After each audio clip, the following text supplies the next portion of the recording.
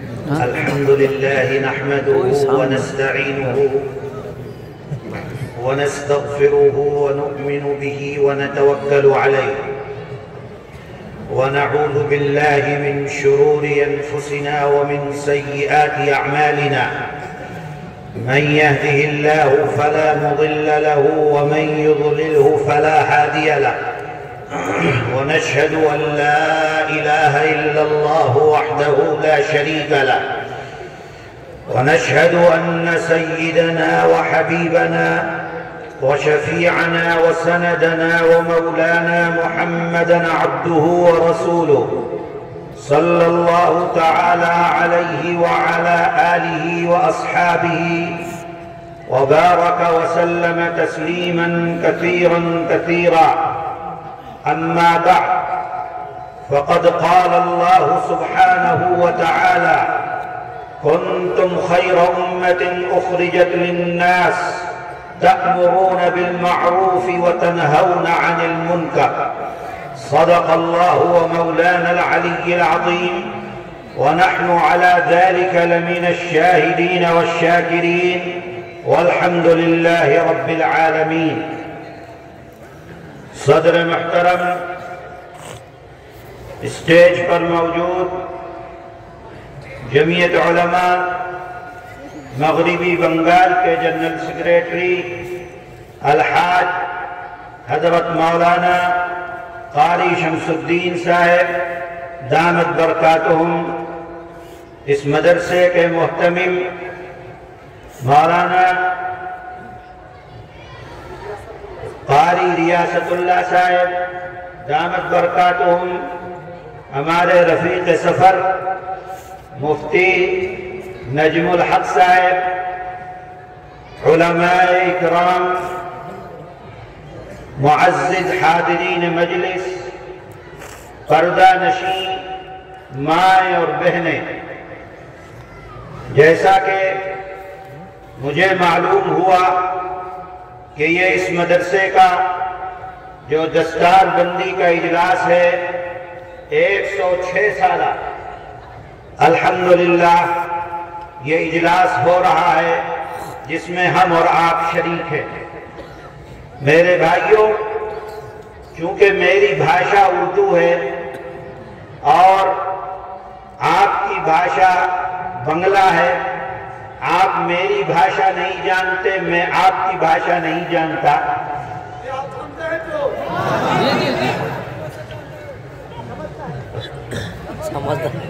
آپ کی جو محبت ہے، آپ نے جس محبت اور تعلق کا ثبوت دیا، ہم بچپن میں ایک شعر پڑھا کرتے تھے: یار من ترکی وہ ترکی می نمی دانا، کہ میرا دوست جو ہے وہ ترکی کا ہے اور ہم ترکی زبان نہیں جانتے۔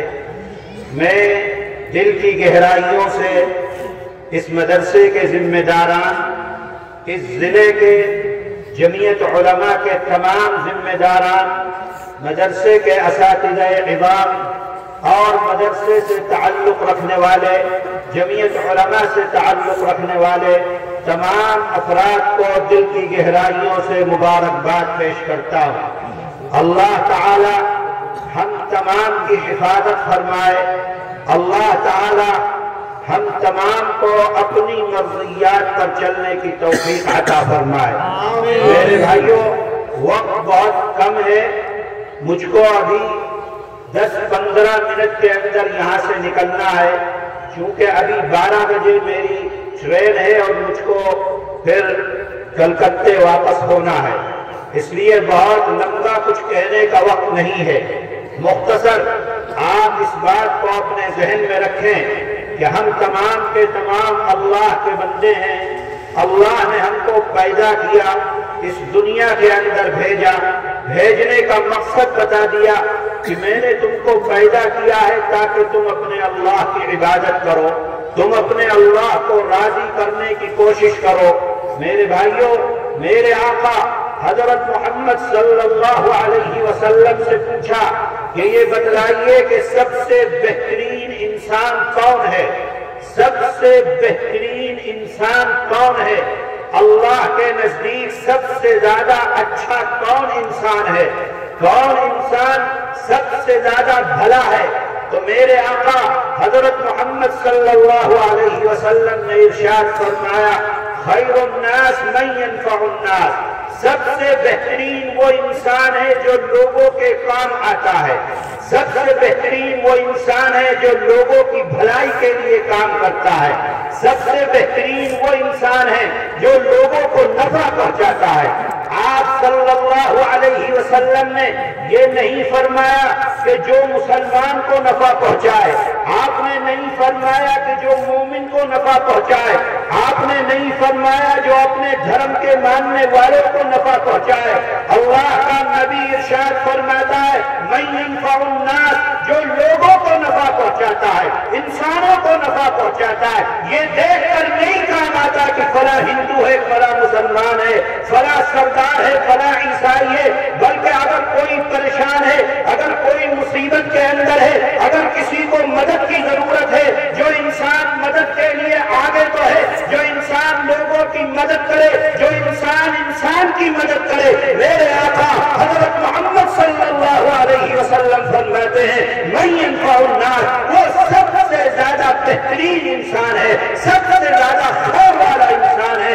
اور اللہ نے تمہاری تعلیم جو قرآن کریم کے اندر ارشاد فرمائی، کیا فرمایا کنتم خیر امۃ اخرجت للناس، کہ تم سب سے بہترین امت ہو۔ اللہ نے تم کو تمام امتوں میں سب سے بہترین امت کا خطاب کیا ہے، لقب دیا ہے، اور اس کی وجہ یہ بیان فرمائی ہے کہ تم لوگوں کو بھلائی کا حکم کرتے ہو اور لوگوں کو برائیوں سے تم روکتے ہو، جو لوگوں کے کام آئے، جو انسانیت کے کام آئے، جس کے دل کے اندر انسانیت کا درد ہو۔ میرے آقا حضرت محمد صلی اللہ علیہ وسلم فرماتے ہیں کہ وہ سب سے بہترین انسان ہے۔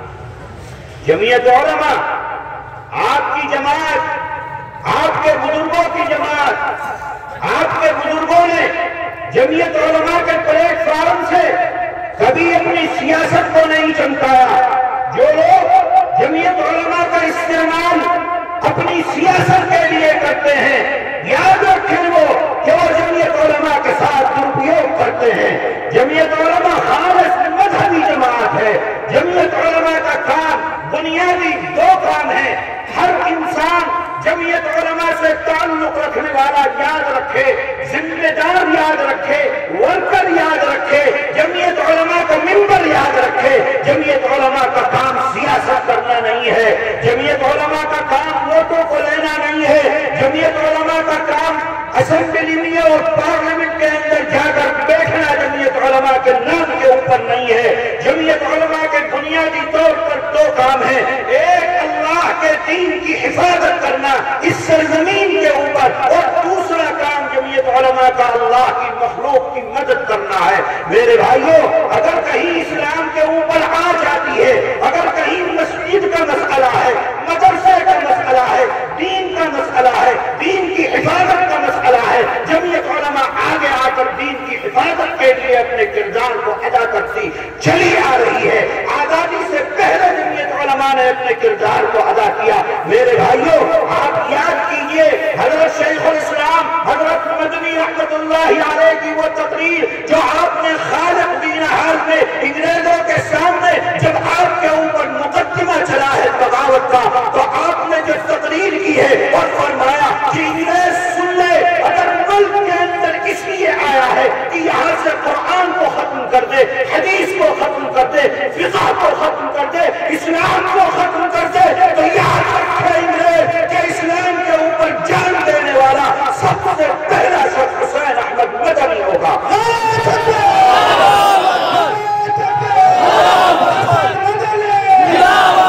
یہ بنیاد ہے جمعیت علماء کی۔ جمعیت علماء اسلام کی حفاظت کے لیے ہمیشہ آگے بڑھی ہے۔ اور دوسرا کام جمعیت علماء کا ہے میرے بھائیوں لوگوں کی خدمت کرنا۔ جمعیت علماء کا کام ہے انسانیت کی خدمت کرنا۔ جمعیت علماء کا کام ہے لوگوں کے کام آنا۔ میرے بھائیوں، کبھی کسی غیر کو یہ مت دیکھنا کہ تمہارے سامنے اگر کوئی غیر مسلم ہے تو تم اس کے دل کو دکھاؤ، تمہارے سامنے کوئی غیر ہے تو تم اس کی امانتوں کو کھاؤ۔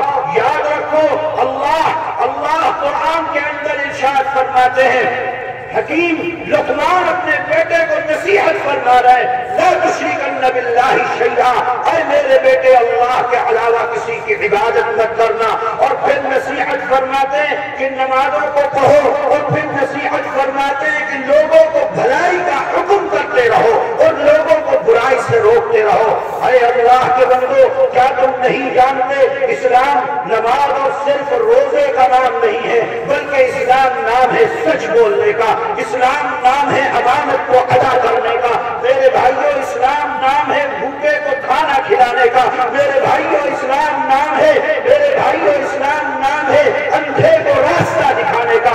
صرف نماز پڑھ لینا، صرف روزہ رکھ لینا، صرف زکات ادا کر دینا، عمرے کر لینا، حج کر لینا، صرف اس کا نام اسلام نہیں ہے، بلکہ اسلام کے بنیادی تقاضے اگر دیکھنا ہو تو حضرت جعفر طیار رضی اللہ تعالی عنہ کی وہ تقریر سنو جو تقریر حبشہ کے بادشاہ کے سامنے حضرت جعفر فرماتے ہیں، کہنے لگے کہ ہم کو ہمارا نبی حکم دیتا ہے کہ ایک اللہ کی عبادت کرو، اور اس کے بعد حکم دیتا ہے کہ اے اللہ کے بندو تم سچ بولو۔ کہاں ہیں آج مسلمان سچ بولنے والے؟ کہاں ہیں آج امانتوں کو ادا کرنے والے؟ کہاں ہیں اپنے پڑوسیوں کے حق کو ادا کرنے والے؟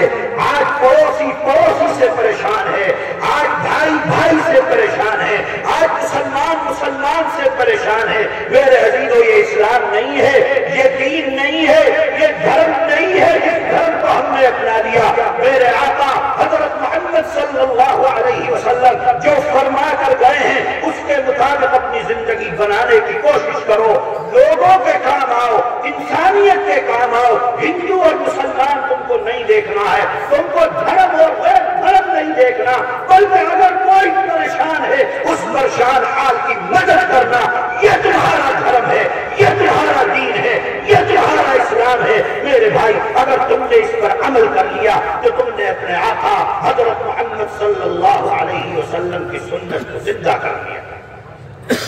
آج دیکھو ملک کے اندر صورتحال کیسی بنا دی گئی، ملک کے اقتدار کی کرسیوں کے اوپر بیٹھ کر کون کون سے قانون لے کر آ رہے ہیں، سی اے ہو، این آر سی ہو، مقصد کیا ہے؟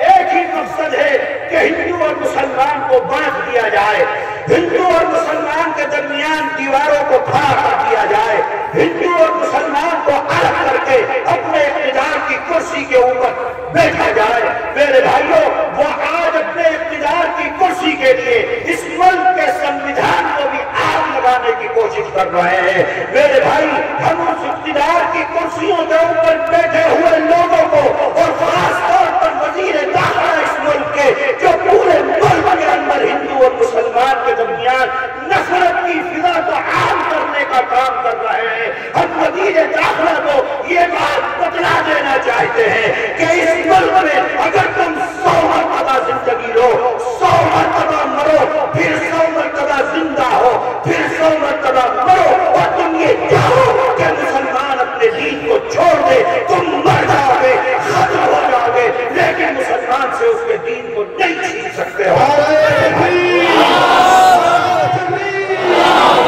ہمارے سنویدھان کو آگ نہیں لگا سکتے ہو۔ ملک کے اندر بسنے والا ہندو اور مسلمان سب مل کر اپنے دیش کی رکشا کرنا، جیسے انگریزوں کے خلاف ڈر کر اپنے دیش کی رکشا کی تھی، آج بھی ہندو اور مسلمان اپنے سر سے کفن باندھ کر اپنے دیش کی رکشا کرنے کے لیے تیار بیٹھا ہوا ہے۔ وہ نفرت کی فضا کو عام کر رہے ہیں، وہ نفرت کی دیواروں کو کھڑا کر رہے ہیں، وہ ہندو اور مسلمان کے درمیان نفرت کو پیدا کر رہے ہیں، نفرت کی سیاست کر رہے ہیں۔ میرے بھائیوں، ہمارا فرض بنتا ہے کہ ہم اس نفرت کی سیاست کو ختم کریں، اس نفرت کی سیاست کے خلاف ان کے منہ پر تماچے مارے۔ نفرت کی سیاست تمہاری کامیاب نہیں ہونے دیں گے، اور اس کے لیے ہم کو کیا کرنا ہوگا؟ اس کے لیے ہمیں غیروں کو اپنے سینے سے لگانا ہوگا، غیروں کو اپنے قریب کرنا ہوگا۔ میرے بھائیوں، یہ مت سمجھو کہ تم جہاں رہتے ہو تمہارے چاروں طرف مسلمان رہنے والا ہے۔ ملک کے اندر صرف مسلمان ہی نہیں رہتا، ہندو بھی رہتا ہے، کرسچن بھی رہتا ہے، سردار بھی رہتا ہے، اور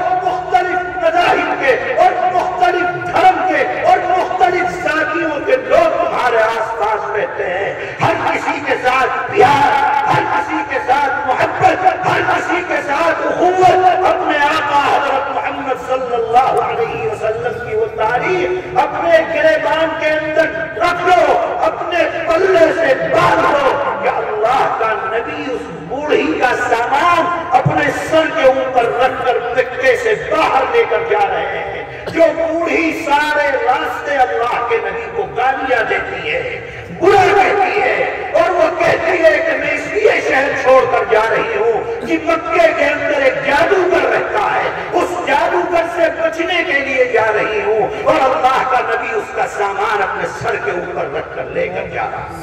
इस्लाम जोर जबरदस्ती नहीं फैला। इस्लाम दुनिया के अंदर इस्लाम की जो कायदे हैं, कानून हैं, उन कायदे और कानून को जब लोगों ने देखा है तो उससे इस्लाम दुनिया के अंदर फैला है। मेरे भाइयों, अपने किरदार के अंदर इस्लामी चीजों को पैदा करो, इस्लामी सबक को याद करो, इस्लाम को अपनी जिंदगी के अंदर लेकर आओ। इस्लाम तुमको सच बोलने की दावत देता है और ये नहीं कहता कि सच सिर्फ मुसलमान के साथ बोलो, हिंदू के साथ मत बोलो। नहीं, हिंदू है कि मुसलमान है, अगर तुम्हारे सामने कोई इंसान है, तुमको सच बोलना है। ये इस्लाम की बुनियादी तालीम है। तुमको अमानत को अदा करना है, हिंदू है कि मुसलमान है, इस्लाम को इससे कोई बहस नहीं है। तुमको अपने पड़ोसियों का हक अदा करना है, वो तुम्हारा पड़ोसी हिंदू है कि मुसलमान है, इससे तुमको कोई बहस नहीं है। इस्लाम को इससे कोई बहस नहीं है। अगर कोई तुमको गाली देता है, तुम उसके बदले में उसको दुआएं दो, ये तुम्हारा इस्लाम तुमको दावत देता है। इससे कोई बहस नहीं है कि गाली देने वाला तुमको हिंदू है कि मुसलमान है। मेरे भाइयों, इस्लाम की जब सच्ची तस्वीर तुम लोगों के सामने पेश करोगे तो लोग तुम्हारे मजहब के करीब होंगे, तुम्हारे दीन के करीब होंगे, तुम्हारी जिंदगियों के करीब होंगे। लोग जो आज इस्लाम से मुतनफ्फिर होकर, दूर होकर इस्लाम से बुग़्ज़ और इनाद और इस्लाम से दुश्मनी पर तुले हुए हैं, उसकी बुनियादी वजह यह है कि आज हमने नाम के हम मुसलमान हैं, लेकिन हमारी जिंदगियों से इस्लाम निकलकर बाहर चला गया। मेरे भाइयों, ये जलसा है मदरसे का जलसा। मदरसे का 100 साल हो गए, आपको यहां से आज ये सबक दिया जा रहा। इस सबक को याद कीजिए। हिंदू और मुसलमान तो इक़्तिदार की कुर्सियों के ऊपर बैठे हुए लोग कर रहे हैं। हिंदू और मुसलमान के दरमियान में बांटना तो सियासी लोग कर रहे हैं। हिंदू और मुसलमान के दरमियान नफरत सियासी लोग कर रहे हैं। अपनी सियासत के लिए हिंदुओं के हाथ भी ऐसे लोग हैं जो सियासत करते हैं नफरत की, मुसलमानों के हाथ भी ऐसे लोग हैं जो सियासत करते हैं नफरत की और अपने वोटों के लिए करते हैं। याद रखो, मेरी बात किसी को बुरी लगे तो लगती रहे, याद रखो, इसी नफरत की सियासत की वजह से ये मुल्क एक दफा तकसीम हो चुका है। मुल्क का बंटवारा इसी नफरत की सियासत की वजह से हुआ है। आज जिसको सारा दर्द सगीर झेल रहा है, मेरे भाई, नफरत से किसी का भला होने वाला नहीं है। नफरत से अगर होगा तो नुकसान होगा, नफरत से अगर होगा तो परेशानी होगी। इसलिए प्यार का मामला करो, मोहब्बत का मामला करो, एक दूसरे को अपने करीब करो, अपने सीने से लगाओ, अपने करीब बिठाओ। अगर कोई परेशान है, उस परेशान हाल की मदद करो, उसकी खैरियत पूछो। अगर कोई भूखा है, उसको खाना खिलाओ। अगर कोई बीमार है, उसकी बीमारदारी करो। ये मत देखना कि सामने वाले का धर्म क्या है, सामने वाले का दीन क्या है, सामने वाले का मजहब क्या है, सामने वाले की जाति क्या है। अगर तुमने ये देखकर अमल किया, अगर तुमने ये देखकर खाना खिलाया, अगर ये देखकर तुमने मदद की, तो तुमने इस्लाम के सबक को फिर याद नहीं किया, इस्लाम लोगों तक नहीं पहुंचाया। मेरे अजीजों, अपनी जिंदगियों को देखो और मुल्क की जो सूरत हाल है हर किसी के सामने है। आज हुकूमतें उसी नफरत की सियासत को लेकर अपने इख्तियार की रोटियों को सेकने की कोशिश कर रही हैं। हम इस बात को बदला देना चाहते हैं, इख्तियार की कुर्सियों के ऊपर बैठे हुए लोगों को एक मर्तबा फिर अगर वो हमसे हमारा दीन छीनना चाहते हैं, हमारा मजहब छीनना चाहते हैं, मुसलमानों को दीन से दूर कर देना चाहते हैं, जो नारा उन्होंने दिया था घर वापसी का कि हम 20-25 करोड़ 30 करोड़ मुसलमानों को घर वापसी कराएंगे, यानी हिंदू धर्म के अंदर वापस लेकर आएंगे, तो याद रखें कि मुसलमान डराने की बात करते हैं, گولیوں کی بات کرتے ہیں اور یہ کہتے ہیں کہ ہمارے پاس طاقت ہے، وہ یاد رکھیں کہ مسلمان صرف اپنے اللہ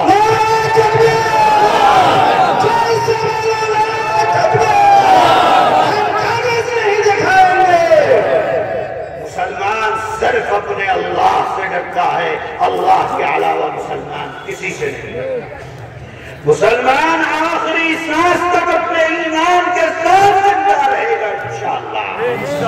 اگر تم نے اسی نفرت کی، مذہب کی نفرت کی آگ لے کر تم یہ بل جو لے کر آئے ہو، ہندوستان کا 30 کروڑ مسلمان، ہندوستان کا دلت بسنے والا آدیواسی، پچھڑی ذات کے لوگ تمام کے تمام یہ اعلان کرتے ہیں ملک کے ہر کوچے سے تم یہ بل لے کر آئے ہو اور اس کے اندر تمہارے نفرت کی سیاست ہے، ہم تمہارے کہنے کے اوپر کوئی کاغذ دکھانے والے نہیں ہیں انشاءاللہ۔